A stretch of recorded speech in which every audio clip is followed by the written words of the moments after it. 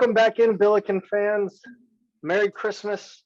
Happy Boxing Day. Happy Erwin Claggett interview drop day. We're back with the Midtown Madness podcast on Zoom. Unfortunately, we had a blast. I know Peter and I both had a blast doing the live and in-person recording, but we're back. Peter has joined me. Pete, how was your Christmas? Christmas was nice. I mean, it's as nice as it can be when, it's a lot of work with two young kids up building IKEA furniture very late on Christmas Eve, or I guess Santa Claus was. But yeah, it was a nice holiday overall. How about yours? I was okay. Low key. Watched a lot of Christmas movies. Caught up with Succession. Oh, nice. Played a lot of video games.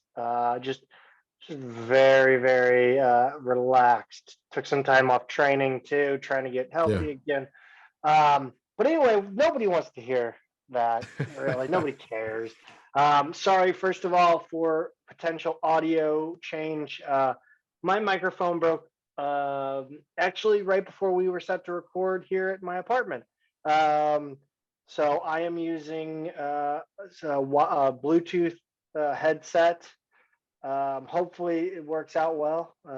But I apologize if we have any audio distortion. But yeah, a lot. Not. I mean, there is a lot to talk about in Billiken Land, Pete. But there's also it's kind of a lot of tertiary stuff. Yeah, that's right. I mean, as everybody knows, the landscape right now, there's a lot of cancellations throughout the game, but that has kind of afforded us a chance to kind of step back and look at things at a high level. It's kind of a break between the non-conference and the conference season. So it does give us a chance to look at things that way. And then, we've also got actually just very, very recently some big news regarding a former player. Massive news. Grandy Glaze has started his. No, I'm just kidding. No, Jordan Goodwin has signed a 10-day contract with the Washington Wizards. This is great. I mean, it's a 10-day hardship deal, basically to cover for players that would go into health and safety protocols. Correct? Yeah, that's right. So there was some hope when this news came across this afternoon that he would actually be playing tonight against, I think, Houston. And he's actually going to make his debut on the roster, not to say he's guaranteed minutes, but Tuesday against Miami would be the first time that we would potentially see him. But per the NBA's current rule, teams are allowed to sign a player to a 10-day hardship deal if an existing player on the roster goes on leave due to COVID protocols. But then after you have a second, third, and fourth case, they're actually required to sign at least one player, but no more than three to hardship deals. So that's the kind of circumstances that Goodwin is getting his chance this time around. Yeah, so he will be on the Washington Wizards roster as of, tomorrow. He will not be playing in tonight's game. I believe they are playing Philadelphia tonight, and then yes, and then on, I believe, Tuesday they will play, if I can find it, the Miami Heat at 6:30 on NBA TV. So kind of good news that Goodwin wasn't available for tonight, because tonight's game is only available on NBC, Philadelphia and Washington, and Tuesday night will be on NBA TV. Yeah, I mean, I'm excited. I need to look at what the matchups like, what the rosters are looking like. Everything's such a dynamic and quickly changing, evolving situation that who knows what can change over the next 48 hours. But regardless, I'm pretty thrilled that he's actually going to be sitting on an NBA bench, warming up with an NBA team and possibly getting into an NBA game. It's the first time in quite a while that we've seen a SLU player in the league. I guess Willie Reed would have been the last one to register NBA minutes. Am I right? Yes. I actually made a trip to Memphis to watch him play and he didn't get in the game. Actually, he did get Yeah. into that game. Yeah, he did get into that game. I haven't been this excited since the first time I saw Like Mike. This is this is massive. I mean, I did see a couple people with Goodwin jerseys for Christmas out there. I'm Oh, looking no. at you. I'm looking at you, Mike Rico. Were they Wizards or are they Go Yeah, jerseys? no, They are. Wizards. Okay, Yes, great. Well, yes. yeah. So now he's going to have the real deal on Tuesday night. The Arico family spoke it into existence. That's great. He Hopefully they got the number right. yes. Well, hopefully he's still number 7. He what Mike Rico was wearing it at one of the games earlier in the season. He was wearing the Goodwin Wizards jersey. So Okay. it Well, looks great. hopefully it's the same number. I guess we'll find out tomorrow. Yeah, we'll all be laughing at Mike Yeah. on Twitter if it's different numbers. I guess we kind of have to talk about unpleasant topics. Um, you know what? I really would rather not, but I mean that's why we do this, I guess. So the Drake game in Las Vegas.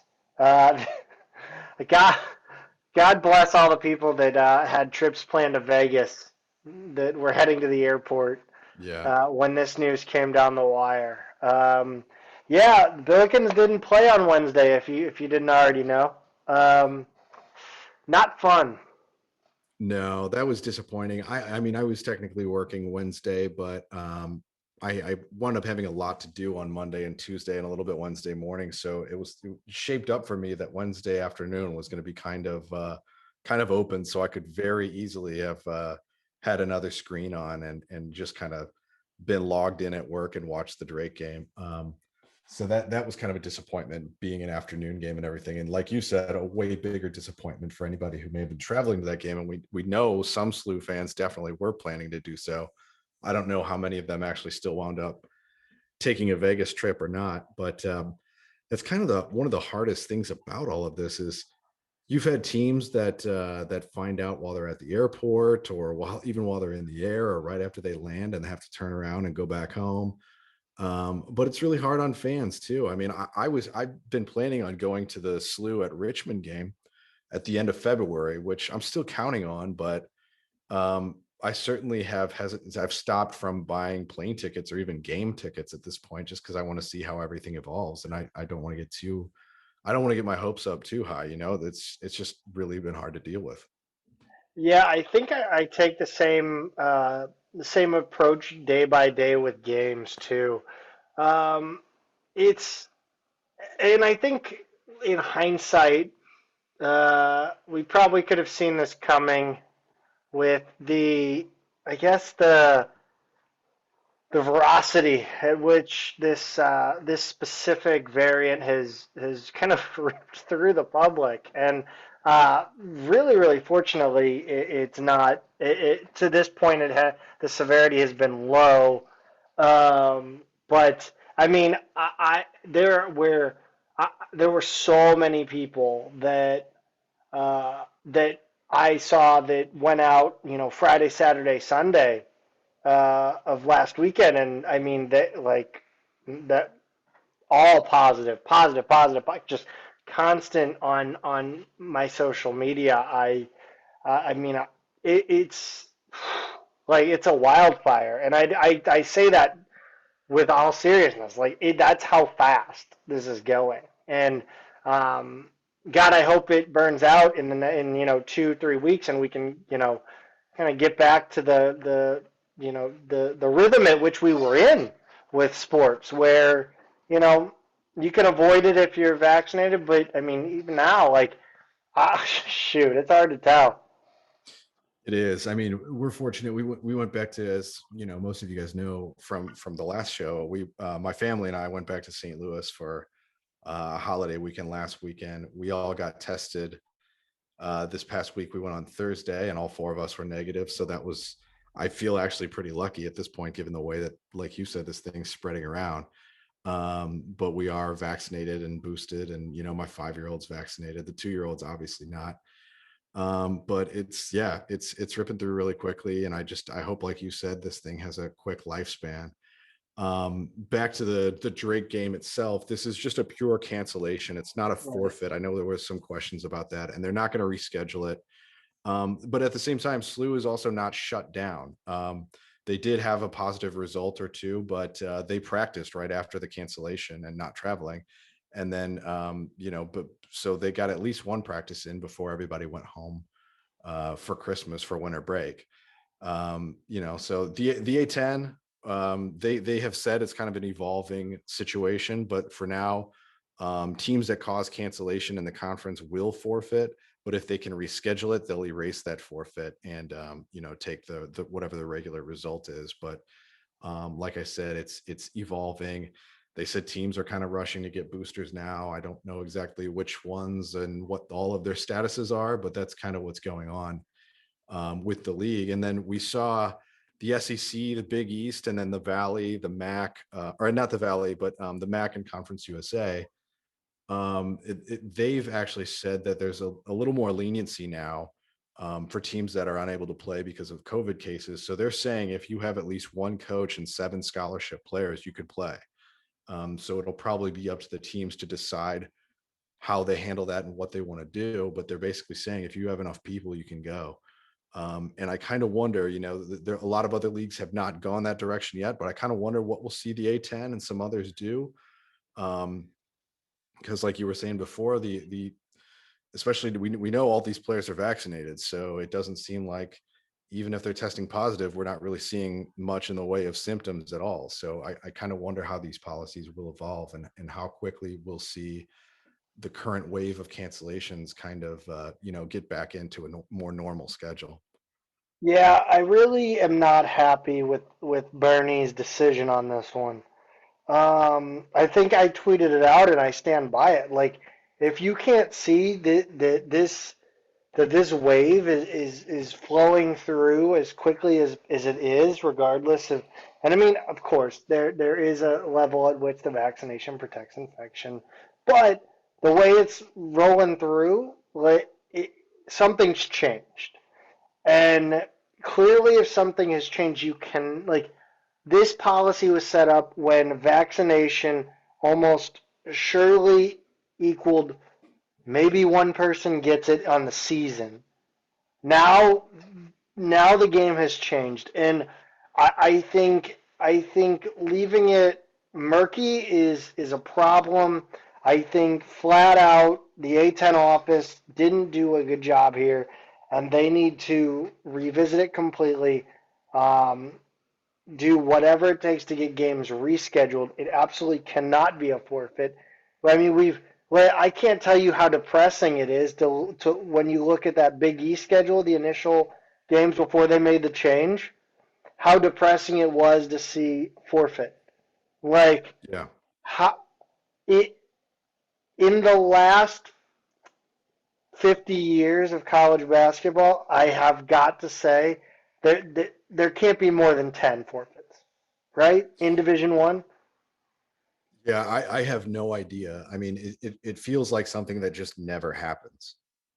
And it should never happen. And Yeah. I think their call on this is completely like it's it I don't know what their thought process is. It's no longer when she comes out and says 90% and counting are vaccinated in the league, like, we're no longer playing the game of did you follow health and safety protocols. There's it's a crapshoot now. There's like, yeah, you cannot go out and not live your life and have dinners, and you can do that, but I mean, it's literally there's nothing you can do. There's nothing. If you're gonna have if you're not gonna have like lockdowns, etc., which, dear God, please no. Dear God, please no. But there's no way to avoid it at this point, unless you're wearing N95 mask. Like, there's no way you're gonna avoid at least losing one player. Yeah, I think it's becoming clear. Yeah, like there are just a ton of breakthrough cases now. A lot of asymptomatic, positive results. It does lessen if you've got, your double dose, and then if you've got more if you've got your booster. So I think now they're focused on getting people boosters, and hopefully that gets enough teams fully negative every time they test to get on the floor. But it seems like if you're going to shut down over one positive result, this is going to keep happening. So Yeah. I think it should be said, these are unpaid, non-union student athletes under the care of a university, and that's a Yeah. Yeah. lot different dynamic than a pro sport where these guys are represented by players unions. They're paid well.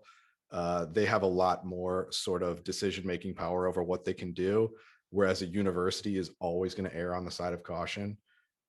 So that's a much different dynamic, and I think that's part of the reason why we're kind of seeing what we're seeing, the difference between pro and college sports. So just to kind of be clear on that. But at the same time, the league policies do have to evolve with the science, and they should they should listen to all their professors at the universities that they represent if the facts on the ground are changing.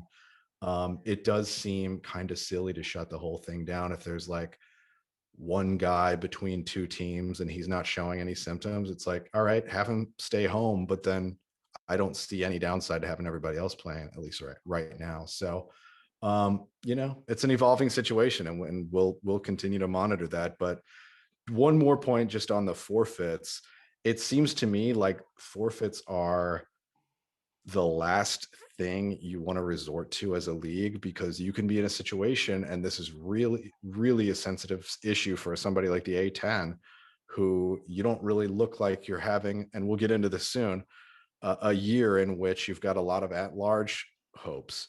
So say you do have one or two teams that have a shot for at-large bids, you really don't want them to be on the end of a forfeit, because that's kind of if say they're forfeiting a game against Duquesne or George Washington this season, that can be pretty disastrous for your league's tournament chances, and therefore whatever revenue you might earn over March and April for the coming years.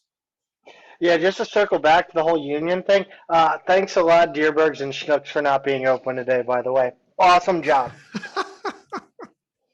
No, I'm kidding. I just had to bring some levity to the whole to this And whole. also some local interest. Yes, local sponsor the pod, by the way, Schnooks and Deerbergs. No,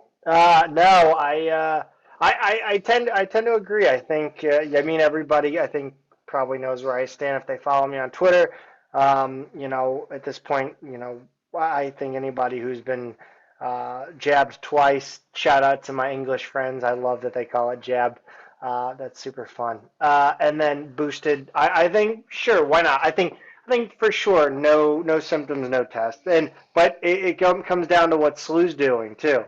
As we learned, SLU's testing twice a week, which is problematic if you're a team like SLU, and then there's teams like Auburn, who may not be. By the way, Auburn fans suck. They really Yeah. suck. Yeah, not a fan. Um, no, they may test only symptomatic, and other places that may only test symptomatic.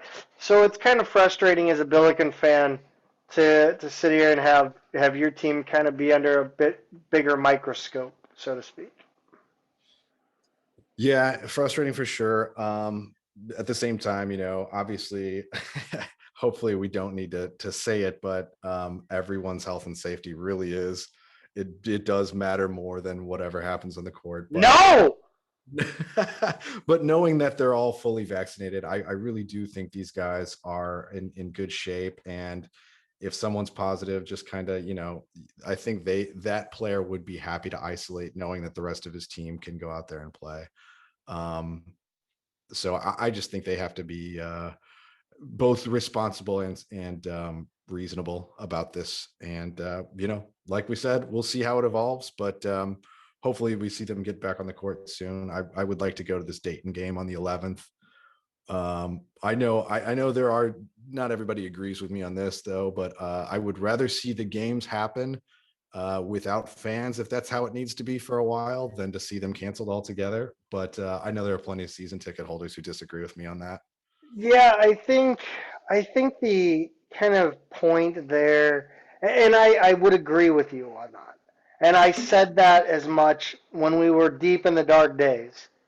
Yeah, Um, I'm going to start referring to March to July 2020 as the dark days. That's just how I'm going to call it from now on. That's a great moniker. it's fine. It's fine with me, man. No, I think I said as much, and I think the issue is if you think you can avoid transmission from a fan to a player or a fan to a coach, I can see that.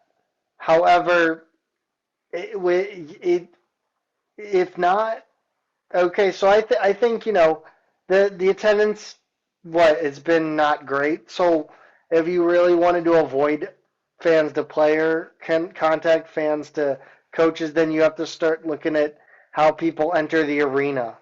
I think you can definitely have fans. I think you just have to look at how people enter the arena. No more VIP lot. No more VIP entrance. Everybody comes in on the concourse. You back the seats up off the court a little bit. People can still come to the game. Students still, student section, fine. Maybe put up some, or maybe stop students at a certain point. But I don't think you necessarily need to stop people from coming in. Now, George Washington, who we're going to talk about in our A10 A10 non-conference recap, they made that decision, which I mean, it's kind of a party line or on brand so far for them and the way they've handled things.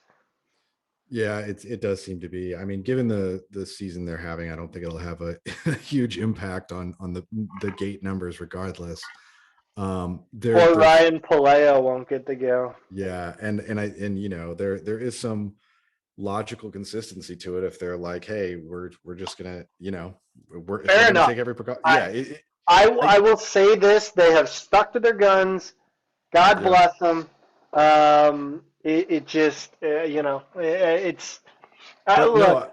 look, you had a lot of ideas right there that seem like perfectly reasonable ways to like make it happen. Like if you're in a 10,000 seat arena and you're getting 4,000 fans, it doesn't seem very difficult to imagine how we can kind of make that work. So I think in um, the height of last season's, I think Louisville was one of them that put plexiglass hmm, between the fans and the court. yeah, leave the Uh, hockey boards up if you're in a do a dual purpose arena. yeah, I mean it's wild right now. So luckily we're seeing. I think we're trending the way that it's not affecting anybody health wise on too tough of a scale. Yeah. But I find it tough to see how games go on as long as this is rampaging as fast Yeah, as it's I agree. rampaging. And Yeah, and then you've got a few dozen players, coaches, staff sitting around healthy, wondering, why we blew it all up over one or two guys, yeah, asymptomatic guys. Like I I just really don't do. know. I think people would be happy to just isolate for a couple weeks themselves if the show could go on. Yeah. So, But I but think I think people will get worn out on it, and I think we should move on to the A10 non-conference summary before people yeah, turn off our show. yeah, that's yeah. And so yeah, enough of that. Let's go over the league. So, like we said before, this does kind of give us a clean break between the non-conference and the conference season. We thought we have not really talked a whole lot about the league and the other teams in our league this year and kind of what it looks like. And now is really the perfect time to take a high level look at where the conference stands and every team in the conference stands heading into the regular season play. Yeah, I'm gonna switch things up. I'm gonna go back to front. Okay. Yeah, I- I'm gonna that I'm works gonna for go me. back to front. Keep people intrigued. Yes. Uh, really bury the lead. And we talked about, and it's a nice transition since we've already talked about George Washington. Yeah. They are sitting rock bottom right now. Yeah, they're 4-8 in record. They're actually second to last in net ranking because I LaSalle was just looking that up. somehow worse. I just updated those net rankings right before we started this. Their only wins are over Radford, Coppin State, St. Francis, and Wright State. They have some decent losses. Maryland was ranked when they played them. Kent State, Missouri State, at Charlotte, and a couple games out in California. But overall, this team, they're worse than expected. They don't really have a true point guard. I think it's being run right now by a freshman named Brian Freeman. And, they play a small lineup. They're just not very good. I think we thought they were a bottom half team, but we didn't think they were the bottom team. They're not. They were the bottom third Yeah, of the. Or yep. Well, they're 268, and there's 258 in Division One. So, right. or 358. I'm sorry, 358. So I mean they are just dreadful. Jamie and Christian still the coach there. I mean, they don't really put much into their athletics as far. I mean, other than I think they really focus on the Olympic sports quite a bit. But Hmm. I mean, when it comes to they've really shown no interest I really since letting like that. go I of really like the Lonergan. hire. Yeah, when he came in, I liked him as a hire. I know there was a lot of controversy when Lonergan went out and looking like the right decision on paper at the time. And then later on, like maybe the story wasn't as clear cut as we thought. Regardless, I thought they found the right guy. But was it you who was telling me before that they are super complicated in terms of the way they run things, or was this Chapley or somebody? He I talked don't about know. like uh, Oh yes, yes, yes, yes, they, yes. they've I got know what you're so many talking about different now. sets, and their timeouts are like this elaborate thing where he's running them through all. It seems like he kind of overcomplicates things, Yeah. you can easily do that, and I don't. Whenever Soderbergh back in my day would try and throw like kind of a new idea, like, hey, here's how we're going to break this into 10 4-minute games, and we're going to try and win all those games. And it would just like he would every once in a while throw in something different like that, and the players never really bought into it. So I don't know. You hate to see a guy overcomplicate things. Yeah, I think we saw a lot of that. I think Billiken fans have a front row seat to that more recently when we talk about that Seton Hall game at home. If you remember, Travis owned up to trying to throw in a brand new thing right before the Yeah. game, and I think he threw it out 5 minutes in when we were down 15 or whatever. Yeah, don't complicate things. But it's, maybe it's one of those things you see. Like I thought, because this is what his third year there. I thought now is kind of when we'd start to see some dividends and being paid. And he's got a little bit of talent. There's no reason they should be the worst team in the A10. Yeah, I think an issue with GW is the administration seeing what happened with I don't remember if it was the president or the athletic director. It was Mike Lonergan had an issue with the athletic director, and I Hmm. think I'm guessing that drama may have turned off the athletic or the president of the university, the powers that be, the board, whatever, whoever runs the show over there, to big time athletics in general. And I don't I just see them kind of doing I see them like slew field hockey. Like we're gonna just find the youngest, cheapest, best candidate. Yeah. That could uh, be. I mean, it's certainly the kind of issue that can set your athletic department, especially this program, back for years. oh, they're I Yeah. mean decade they're back. I mean they're pre Carl Hobbs at this point.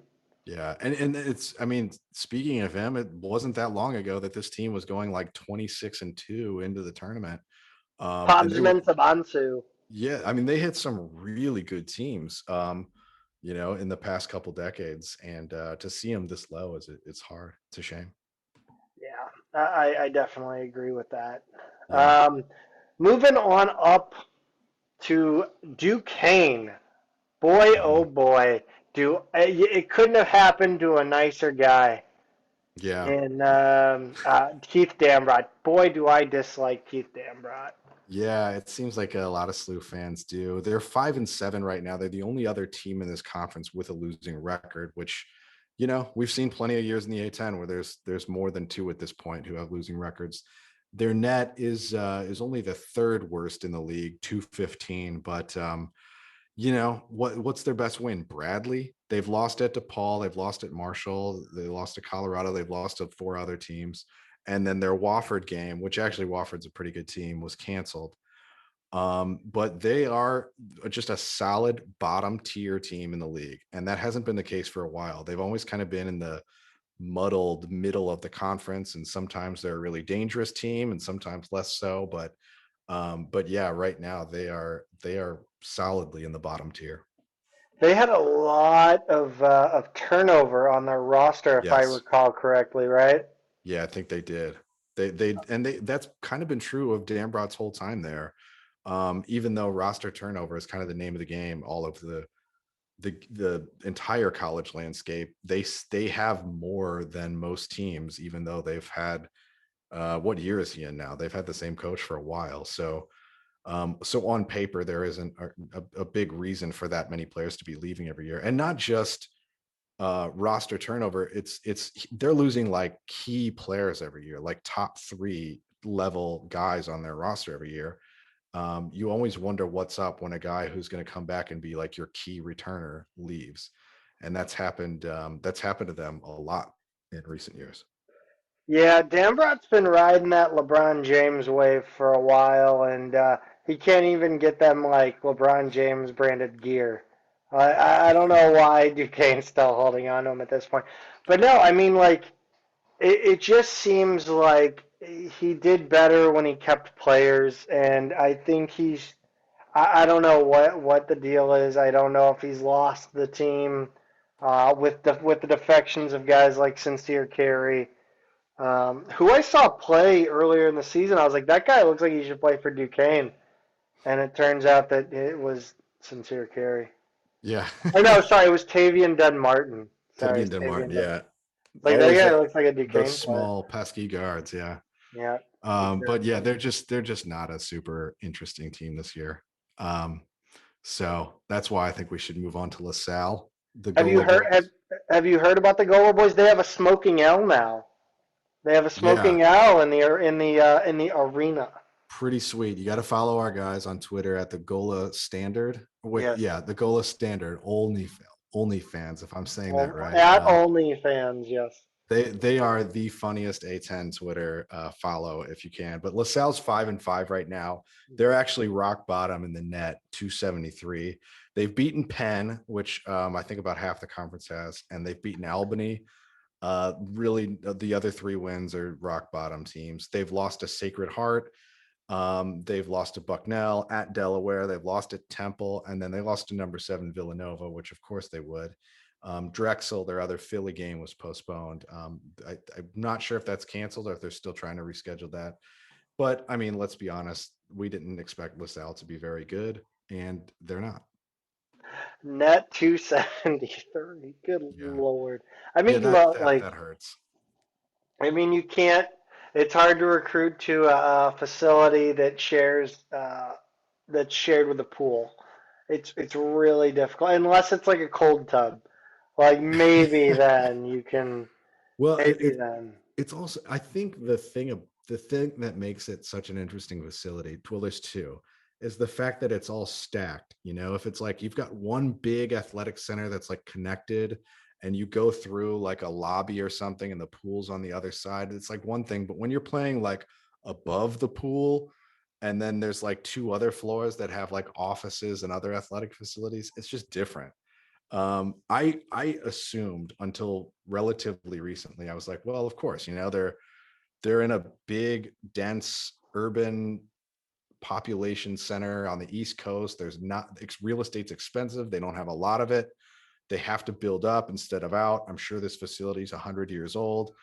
And then I saw it was built in the 90s, and it just blew my mind. I'm like, you built this thing. You couldn't come up with anything better in like 1996 than whatever they're calling Gola Arena now. It's just incredible. um, Clearly, it was designed after somebody watched "It's a Wonderful Life." Yeah. When they win, they open up the floor and everybody gets to take a dip. It's just a big party, but they don't win very often, so we just don't see that. Oh, I got Ashley Howard doing a cannonball off the backboard. It's wonderful. Oh, I can't remember what high school it is out in California. I used to know at one point. But uh, but moving across Philadelphia to St. Joe's, I think they're actually a little better than I expected this year. They're 6-5 yeah, right now, and they're net almost a full 100 spots above LaSalle. They're 179. They've got wins over Georgetown, Penn, Temple.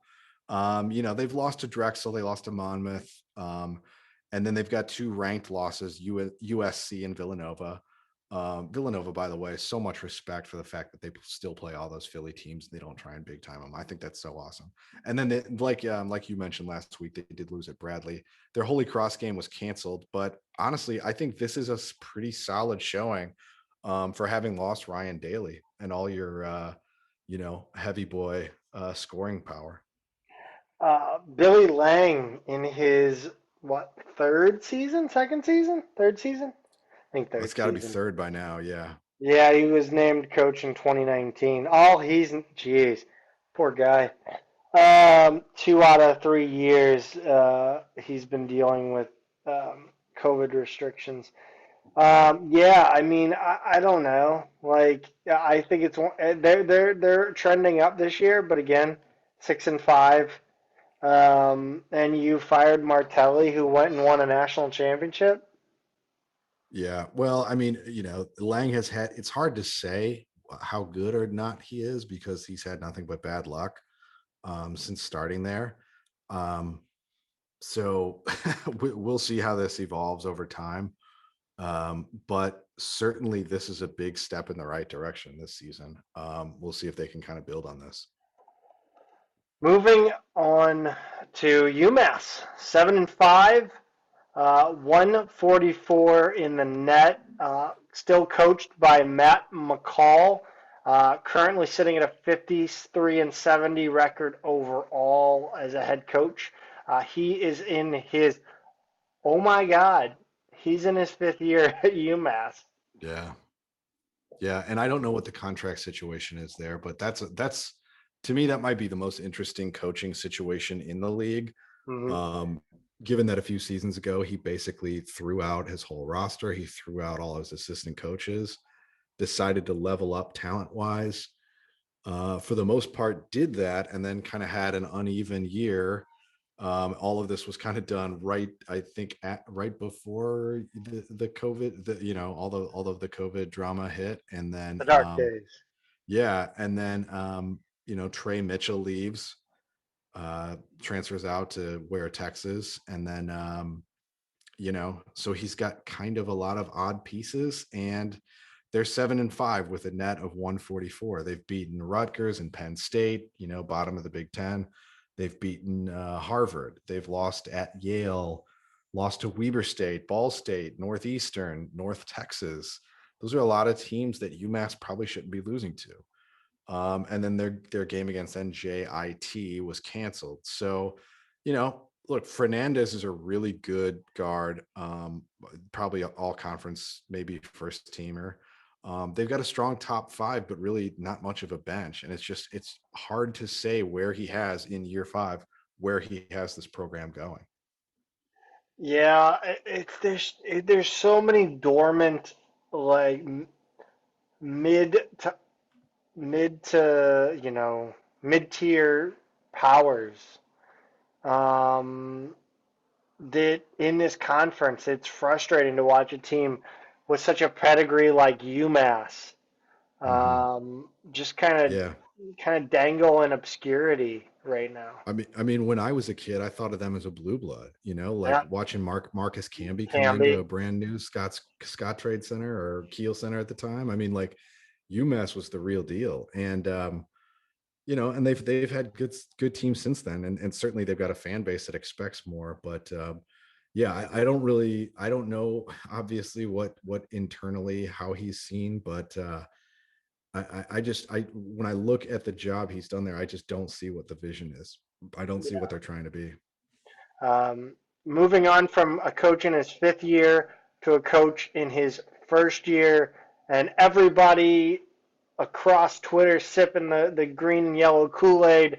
Kimmy English has his George Mason Patriots 7-5 and 114 in the net. Tell us about Yeah.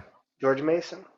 Yeah, 7-5 and 114 in the net shows you that they've played a really good schedule. They've got a win at number 20 Maryland. That was right in the beginning of the season, and everybody was. I mean, that was huge. Like George Mason was riding high. I think it was the next day that one of their recruits was arrested for murder, and that's like an ongoing case, and it looks like he is very much going to be convicted. And then they went on to like lose 5 in a row. So they start 4-0 with that Maryland win. They've got wins over Penn, at Georgia. Then they lose at James Madison. They lost to Washington, Nevada, South Dakota State, Old Dominion. So they lost 5 in a row. And since then they've won 3. And Wisconsin had another game canceled due to an opponent with a positive test. So they pick up George Mason, and Mason's getting ready to head out to Madison to play Wisconsin. And then that game's canceled because Wisconsin has a positive test. So they actually had a chance to have a really good schedule. And that would have been a chance, on this current winning streak to maybe pick up another really big win for the conference. But of course it fell apart, and we don't quite know what Mason we're going to see when the A10 season starts up. Yeah, and that kind of goes back to my point of how are we going to do this? Like going forward, Yeah. if we're rocking with protocols that don't necessarily match the current situation. Mhm. I cannot believe it took us this long. 1, 2, 3, 4, 5, 6, seventh team we've talked about. They're 158 in the net. They're 7-5 in non-conference play, and they are the Fordham Rams, head Yeah, coached by the out of this world Kyle Neptune. that's right.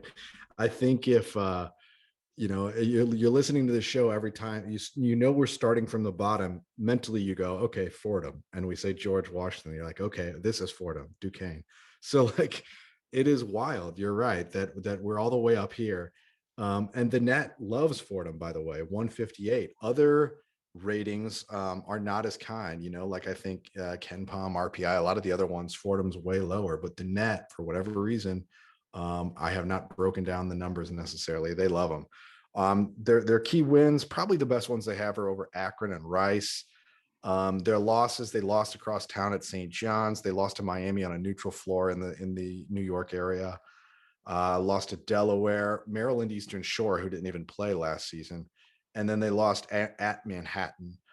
Georgia Southern was canceled. So to be clear, Fordham has not played a challenging schedule. And like you pointed out before, they only traveled out of the New York area to play at that some event down in Florida. Yeah. Yeah, like a neutral event. So their quote unquote road wins, they've been able to sleep in their own rooms. So it's their best non-conference performance in 5 years. Which 5 years ago, people forget they actually had a winning record. The only time they'd done that since 2007. So they're still not great, but this is clear progress from the normal, number 14 bottom feeder in this league. Yeah, if we would not include SLU in this list, we would have taken exactly the same number of spots. We would have covered Fordham at the same time, whether we started from the top or the bottom.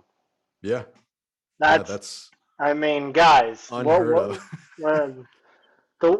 the world is caving in on itself right Yeah. now. Fordham being, I guess, 8th in the standings right now if we go by non-conference. Not that it really matters. We are going to hop off of Fordham and head over and check in on who the hell's the coach at VCU now. I don't even know.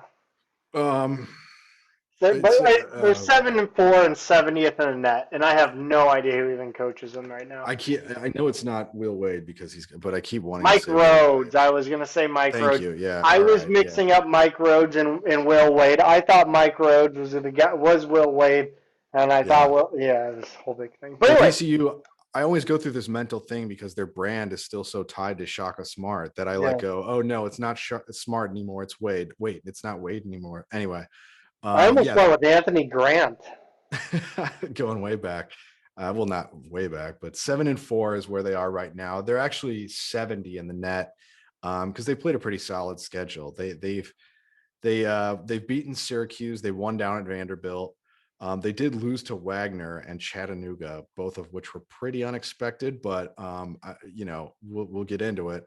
And then they've got good losses against number 6 Baylor, number 22 at the time, UConn, and then both Penn State and New Hampshire were canceled due to COVID. They do now have Ace Baldwin back from injury. He was out and they really struggled to score. I mean, this is the lowest scoring team in the league right now, I think. But they have won 4 straight. They started 3-4, and they've got a balanced scoring attack. They play low scoring games that'll trend up a little bit, and we're probably going to see a lot of close games with this team this year in conference. Yeah, it's going to be interesting to see how they start to rev back up now that they have their driver back in the seat. Um, Dayton, uh, the roller. We talked about driving the car. How about operating a roller coaster? Yeah. Anthony Grant and his Dayton Flyers sit at 8-5 overall, 105th in the net. Tell us about these the red and blue. I'm trying to come up with some snappy insult, but I got nothing. They're Dayton, we know Yeah, who they are. We don't need to come up with a new insult. SLU fans know who they are. yeah, But yeah, they want to tell you about their wins at number 4 Kansas. They've got Miami, they've got Belmont, one that we would like to have, and yes. Virginia Tech. And then they've got losses at Ole Miss and SMU, perfectly understandable, and home losses to UMass Lowell, Lipscomb, and Austin P. Let's go Baffling. P. Just a like you said, roller coaster. Completely baffling season. Even though they're very young, they're extremely talented, but they've been completely streaky and unpredictable this year. So the real question here is just whether they can come together and play well together as a unit in the conference, or if they just continue to be inconsistent. Because there's no question the talent is there. Yeah, I don't know. I think a lot of people are growing tired of Anthony Grant when they lose, and they are cheering the players when they win. Yeah. Hard to say. They're very young though. That's the They're real thing. And what's his name running the point for them has been pretty dang good. Yeah, their incoming freshman class was actually it was top 20 at 5. I want to say it was like number 2 no, number 22 in the country coming into this season. So yeah, like you say, they're young. But no, just no question they're talented. They sold out. It's their fans are they're great. They've got a great fan base. They sold out the whole season before it started. So after the second game that they lose to Lowell and then consecutively to Lipscomb and Austin P at home, they're now 1-3 and the fans are furious. It's just been a really interesting team to follow this season. But yeah, so they've got the point guard you're looking for, I think, is Malachi Smith. Is that Is Scoochie's little brother? Yeah, who's running the point. And then they've got a couple guys who SLU recruited, like Kobe Elvis, an all name team nominee. Is probably my favorite there. So they've got a really balanced kind of score. Their top 3 scorers are all right around top 4 really are all right around 10 points a game.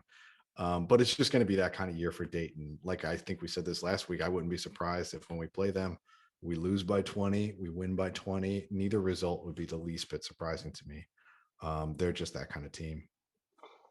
We've come upon the most important team in the conference.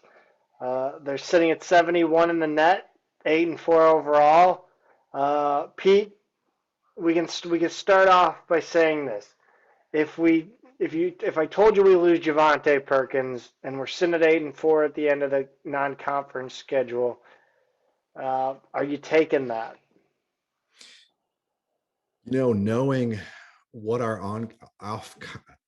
non-conference schedule was, knowing the strength of schedule and everything, I would have looked at Memphis and Auburn as definite losses. I probably would have called Belmont a loss.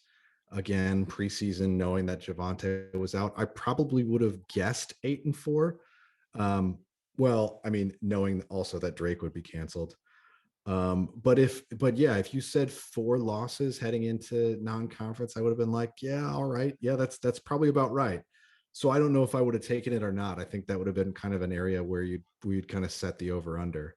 But yeah, maybe by 1 game. Yeah, I think 4 losses heading into heading into league play is understandable. But as we talked about last week, it's not the fact that they were losses. It's not what we thought going into the season. It's the fact that we could have won all those games except for the Memphis one.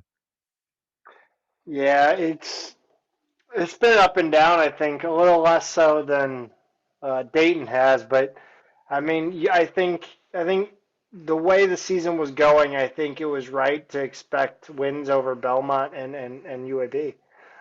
The way we played at Boise State and finished that off, Yeah. uh, especially the way we showed it against Auburn. I think the future looks good though going into to conference play. Yeah, we had Auburn on the ropes too. I mean, to just the way that those games were lost are just really frustrating. But the other frustrating thing is Drake was our last chance to kind of put Uh-huh. together a more respectable non-conference, because even with those losses, even with those blown leads, we are 71 in the net, and you kind of wonder, okay, a win over Drake, and maybe we perform well in conference. We could again for the second year in a row be kind of sitting out there as one of those maybe reach, but on the reaches of the bubble. And I don't really see that right now. Things would really have to break right, not just in terms of us rolling through conference, but we'd have to have a lot of help from other conferences too. And you can never really count on that. So yeah, again, high level, if we knew what we knew going into the season, 4 losses is not bad, but it's been kind of a bitter pill to swallow. Yeah, I think you said it right. Better pill to swallow. Um, 9-4, net 78. This is a team that again, the A10 is full of teams that I really have no idea what to make of, except for maybe at the top, the very top, that is. Mm-hmm. Um, the Richmond Spiders.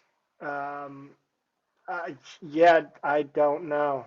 Um, a lot of This key is wins, a lot of key like big wins, key like bad losses. Their yeah. strongest net win is Wofford. Like, talk to me. Yeah, so they beat a pretty weak NC State team, and then they've got wins at Northern Iowa, which they probably had hoped would be a stronger win than it ended up being. And then they've got Toledo, is not bad. They're kind of around that 80 mark in the net. But I think Wofford is technically their strongest net win. They've got losses at Drake, and then they've lost to Maryland, Mississippi State, and Utah State, none of which are bad teams to lose to. But Richmond again is returning a bunch of people that played last season, and I think they only had 1 starter leave. They had pretty high hopes coming into this year, and a lot of the debate coming into this season was, we know Bonaventure's number 1. Is number 2 SLU? Is it Richmond? SLU loses Javante Perkins, and a lot of people think Richmond's that number 2 team, and it's pretty clear they're not that. Number 4, if you're looking at the record, which is kind of how we have this organized, they're also number 4 if you're looking at net. So I think it's a little bit of a disappointment for them, when they probably thought 3 was kind of their floor. heading into the season. Yeah. Are the billboards out yet in Richmond or no? I don't know. I'm gonna have to ask my brother. I think the school he teaches at is pretty close to Richmond's campus, so I'll have to ask him. I mean, look, they again, they don't have like bad losses. They just never really impress in non-conference. They always feel like they're just underperforming by just a little bit. There's a lot of experience, a lot of guys that have played together on this team. So I look at, yeah, they Mississippi State's not a good matchup for them. We saw them in the postseason last year in the NIT, but Maryland's probably a game that you expect to lose. But Drake and Utah State, I would have thought those are teams that Richmond would beat coming into the season. So so I don't know, and they could have challenged themselves a little bit more with this schedule as well. This next team sits at net 93, an overall record of 8-3, and it's a team that I haven't heard.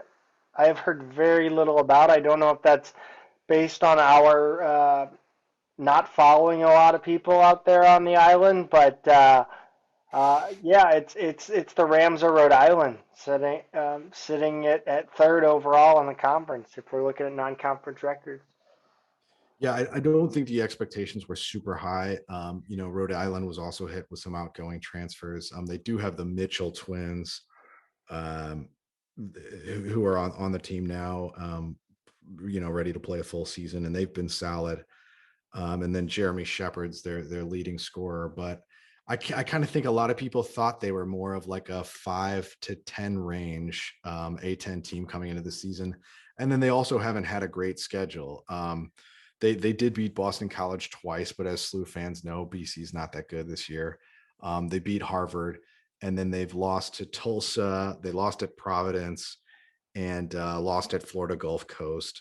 So not a tough schedule. They have played 4 true road games, which is good. And then they had Charleston and Brown both canceled recently.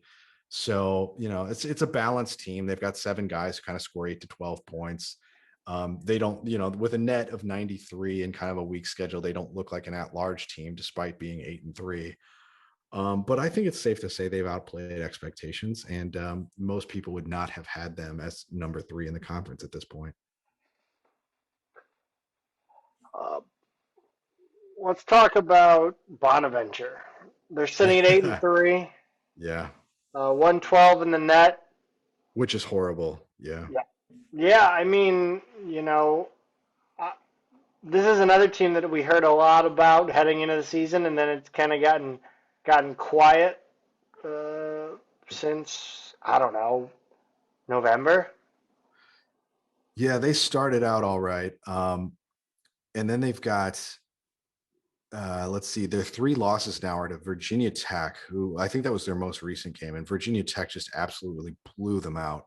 They've got a loss to a worse than normal Northern Iowa team.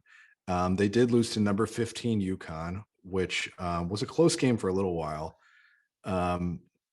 They do have wins against Boise State, like us, Clemson, and Marquette. All 3 of those were to win that Charleston Classic. And then outside of that Charleston Classic, after which they were riding really high. I mean, their fans went down there in big numbers and they showed well. The only other win outside of that is Buffalo. Is probably their next best. And again, Buffalo's kind of in that 80-90 range in the net. So we kind of needed them to beat Virginia Tech and Northern Iowa, to be honest. And I think their net looks a lot better if the only loss is a ranked UConn team. And then their only canceled game so far has been Northeastern. But they just, I mean, the net hates them. 112 for the team that was picked pretty consensus to win this league. We've come to the top of the league, and this is the team that everybody picked to be right at the top of the league going into non-conference or going into the conference schedule. It's the Davidson Wildcats, coached by Bob McKillop, sitting at 10-2 overall with a net ranking of 46, and they are flying high after one of their recent wins. Yes, so not a lot of people were talking about them coming into the season. I think people thought, hey, maybe they're a top half team, but that's about it. And then they, after winning their first bye game, they lose to both San Francisco and New Mexico State. So, they're 1-2 and people aren't really thinking about them. And all they've done since then is win 10 straight. And by the way, San Francisco is 11-1. They were one of the last undefeated teams in the country for a while. New Mexico State is very good, 11-2. And with a net of 46, they kind of look like an at-large team because, they just beat number 10 Alabama. So this team is just way outperforming expectations, and they're kind of where we thought Bonaventure would be right now. Yeah, I've learned that you can't count out Bob McKillop, even though he's my least favorite coach in the Atlantic 10. Ooh, why? I just don't like him. I think he's boring. So you like Dan Brott better, for example. Oh, that's not true. My fault. I'm But just yeah, just gotta no, keep the narrative consistent here. no, That's all. you're right. You gotta call me out. I like it. Let's give a little injury. Well, we've gone through the Atlantic 10, and I think that wraps it up. There's not much more you can say, really. The The Billikens one are. thing I the Oh, one go thing I would add, Bonaventure did have a little injury trouble. It's not like they lost, their Perkins for the year like us, but they did have Lofton out for a while, and then Oshuni's had some back issues. So there's a little bit of an explanation for Bonaventure, but that's it. Yeah. Anyway, back to our injury news. Injury report. Stu put out a little article updating Perkins, Javante Perkins, and Miriama Smith Traore. We're gonna lump them in because we we like to make sure that we keep everything on the level. Javante Perkins, what's going on with him? So his recovery is on schedule. It's a 9-month rehab for his injury, for her injury. Same thing. And he's off crutches now. He actually was going to travel to Las Vegas for the Drake game with the team, but when that was canceled, obviously staying back. And then within the next 2 months, so before the end of February, probably mid-February, he's going to start some form shooting again, just to get back out there, and get loose, get limber, and kind of keep active. His plans for next year are still unclear, but bottom line is he is on schedule. Everything's going fine. And the same is true of Smith Traore. Same overall timeline, but she started a little bit later because she decided to go ahead and travel to Puerto Rico with the team right after her injury and then come back and get her surgery. So she's still on crutches, should be off soon, but otherwise, she's also on track for her 9-month recovery. Yeah, and then as well, I believe Brooke Flowers has returned. However, we're Yeah. still waiting to hear on the stress fracture for Julia Martinez, but stress fractures tend to take a long time to heal. Yeah. In the meantime, the Billikens played at Illinois State on Monday the 20th. A 77-66 loss in this one. Um, just a loss that should not have happened. I mean, they've got everybody back. I'm really not sure what else, or everybody other than Miriama back, and obviously, never mind. They don't have everybody back. I'm an idiot. Um, yeah, just a game you got to win. 4-8 or 4-7 in the Missouri Valley. You have to beat that team. Yeah, even though it's on the road. And it was a 1-point game going into the fourth quarter, and then it just got away from them. Yeah. Somehow, Illinois State goes on to score 27 in the fourth quarter. They just couldn't miss 7 of 8 for the field, 2 of 3 from 3. And then SLU put them on the line and they made their free throws hit 11 of 14 in the fourth quarter. So it's kind of like, I guess it's not that unexpected for a relatively short roster like SLU's right now to kind of run out of gas, but um, it kind of an unusual game. Didn't see a lot of minutes or production out of Brooke Flowers. Yeah, this game was Six and tough for two. her. Yeah, 6-2 with 4 blocks. So maybe a tough matchup or something. Foul But trouble. Looked like foul trouble. yeah, yeah, Four definitely some personal foul. fouls, and then I mean they really exploited it. You look at Illinois Yeah, State, 36 points in the paint. right. They dominated. They made sure that the Billikens paid for paid for the Brook Flowers foul trouble. So Yeah, both of their starting front court players had 20-point games, 20 plus point games. So, um, kind of a bummer to see, Harbison and Marissa Warren both have really nice games after a few quiet ones. And just unfortunately, Illinois State just picked on SLU inside, and that's what it came down to. Kylie Bess had another one of her yo-yo games. She had I think she went like 4 of 7 the previous game, and she was 1 of 6 from 3 um this time. So it's kind of been all or nothing with her too. Bradley was their next game, 12/28, and that is not happening. It has been canceled and will not be rescheduled. Yeah, I mean, you know, Yeah, it, not surprised. I mean, they did announce that a few days ago. I didn't even see it Yeah, until I just read it. right. It's it kind of got lost in the holiday, and strangely they didn't really tweet about it or anything. It was kind of very quiet, and one of those things that when I was doing research for this noticed. So yeah, so unfortunately they're going to lose their last shot at a non-conference win. Bradley actually is pretty, for a team with only 3 wins. They've had one of the toughest schedules I've seen. So it was a chance to get a win that would really help their net a little bit. Not that it's super important for a team that has no shot at an at-large bid, but still to kind of put it together a respectable non-conference and maybe get some confidence going into the conference year. Why don't you go ahead and run down the Atlantic 10 non-conference for the women, just Yeah. real quick before we let the listeners go. Yeah, so it's an interesting year in the A10. We're not going to get super into in depth on any one team. This has normally been a one bid league, but they kind of are looking at a season where if things break right, they might be able to sneak a couple teams in. There were teams like VCU, Dayton, Fordham that we knew were going to be good coming into the season, but UMass has emerged at 12-2 and a net rating of 47 as the best team in the league. Then you go to Rhode Island, who's 10-3 with a net of 60. Skipping down a few other teams who the net rankings really like. VCU is only 5-5 and the net they're 67. And then Fordham's 8-3. They've played a good schedule. So they've got a net rating of 57. Davidson's 9-3, net 107. And then Dayton is 8-3 with a net of 84. So I kind of look at that whole top half there as being, just a really solid, I guess it's not really quite a half, but that's a really solid cluster of teams that all, hypothetically could play their way into the tournament. Obviously they're not all going to do it, but if you get 2 who do, that's great.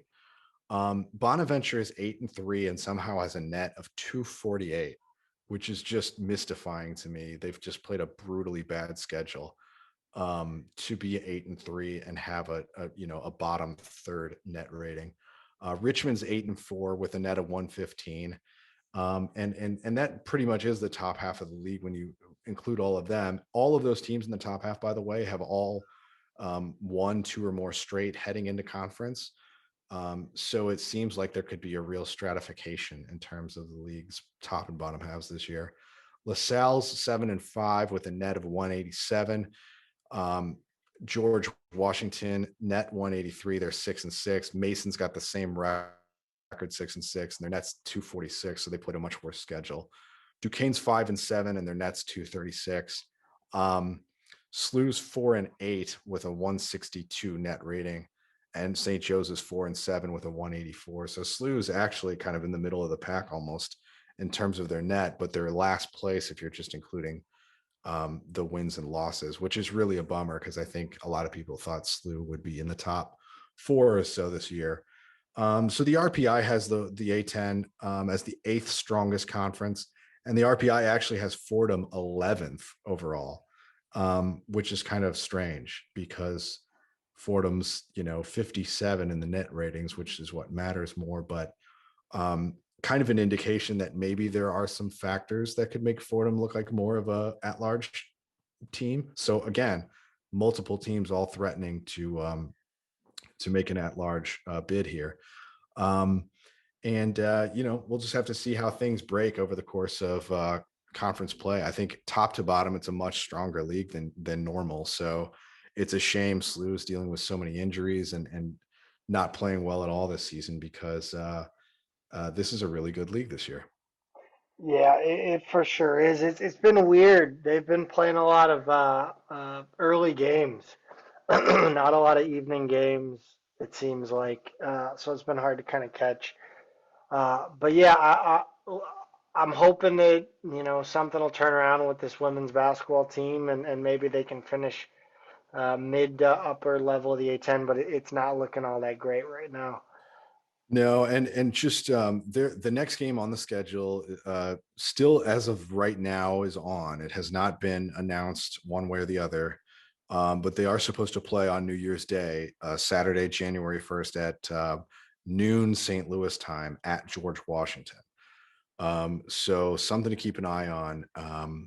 That's a winnable game for SLU. GW's not great this season. They're 500, nets 183. So SLU would normally be the favorite in that one, but we'll see if it even winds up happening. Yep. Any last thing on SLU men's basketball before we head out? No, nothing on basketball. I guess what's the next game would be the 30th. Yeah, to be against UMass. Yeah, UMass on the 30th. Again, for that one, no announcement either way. But as soon as we know something, we'll let you guys know on Twitter. And no other really athletic department news since we've last talked to you, except some more awards came in for men's soccer. So it's not worth listing them all here because it's more or less the same stuff that we've covered already. But go over to slubillikens.com and check out men's soccer to kind of see the final list of awards that everybody on the team won this year in terms of, first to third team, all American, all region, all conference, whatever. It's a really impressive season they put together. Absolutely. Well, thanks everybody for listening. Go Bills. Go Bills.